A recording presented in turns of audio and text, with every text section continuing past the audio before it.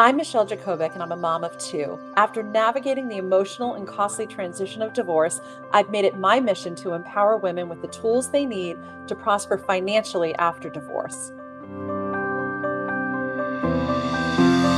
I had a really modest upbringing. I watched my mother and my grandmother plan every dollar, couponing. I felt like I was witnessing penny pinching, and I honestly was wondering, why did they have to do it? Fast forward to 19 years old, I actually moved out of the house and moved from working at a spa to a financial services firm. So there was this sense of adulting, but I was making $11 an hour and I was spending like I was earning 75. I had buried myself in debt. It was not normal for a 23-year-old to have a $15,000 credit card problem. So my wake-up call moment for me was when we had gotten engaged. We knew that we were going to have a family, and I didn't want to bring this heavy cloud over my children. So between the ages of 23 and 25, I started to really get intentional about paying off my debt. And I had two side hustles where it created additional income for me. We started putting $25 into a mutual fund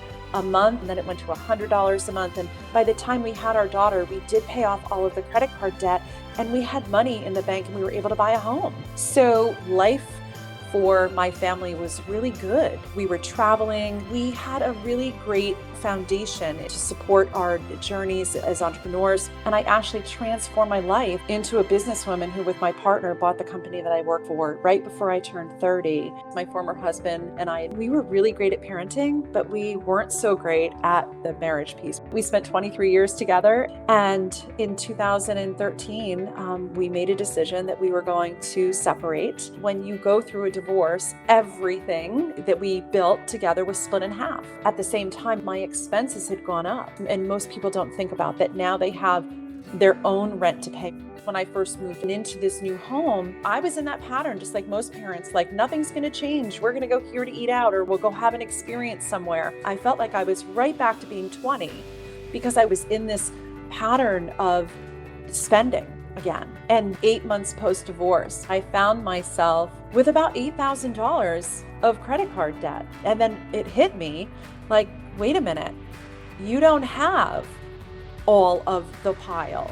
That nest egg has been split in half. And I thought, what does this look like if I continue this pattern? I added it up. It was like $60,000. And I had to make a decision. Like, that's $60,000 that I needed in my prosperity account to rebuild that nest egg. Once I got clear about my goals, I had to have a boundary system that said, you're going to be able to stay within the lines. I started using a virtual envelope system.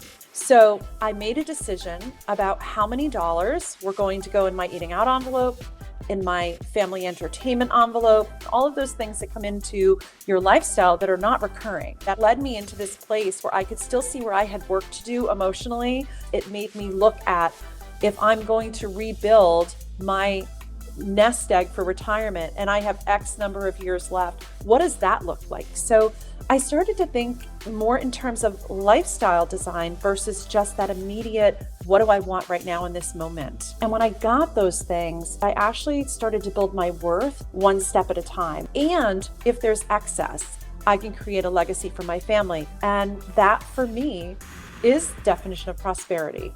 For parents that are moving through this transition of divorce, the first thing that I would say to you is give yourself some time to really look at, where am I and how am I going to make sure that I'm intentional, not from a place of scarcity, but a place of truth. As parents, we don't want our kids to think that anything has changed, but the truth is it's changed. And I think there are so many teachable moments when we give our children an inside view so that they can be successful when they move through a transition of their own. And I think that the sooner that we get clear about our money mindset, the sooner we can realize that there is prosperity after divorce, but it only can be activated by you.